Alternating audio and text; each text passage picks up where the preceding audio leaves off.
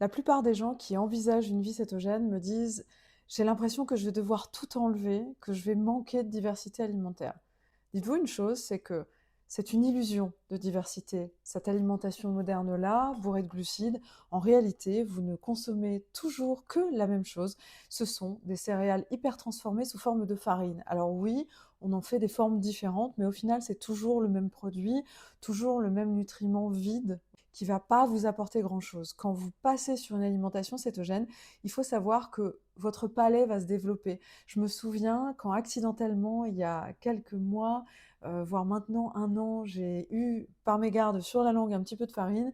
J'ai eu cette sensation, vous voyez, d'avoir comme de la poussière sur la langue et je me suis dit: «Waouh! En fait, c'était ça». Alors que maintenant, je trouve personnellement et si vous êtes cétogène depuis un certain temps, n'hésitez pas à me le confirmer, mais en tous les cas, j'ai l'impression que mon palais s'est affiné, que je sens plus de goût, plus de choses, plus de saveurs et que je redécouvre en quelque sorte le monde. Donc je trouve ça super et je voulais juste vous dire ça, que l'illusion de la diversité alimentaire que vous avez aujourd'hui n'est qu'une illusion, qu'en réalité 80% des produits qui vous sont proposés sont toujours les mêmes, c'est-à-dire des céréales hyper transformées et ça, si vous arrivez à sortir de cette alimentation-là, ce ne sera que pour le mieux. En tous les cas, ma méthode, mon site, tout ça, c'est pour vous aider à vous en sortir. N'hésitez pas à aller le visiter, arielketo.eu et à changer de vie avec moi et pour le mieux évidemment.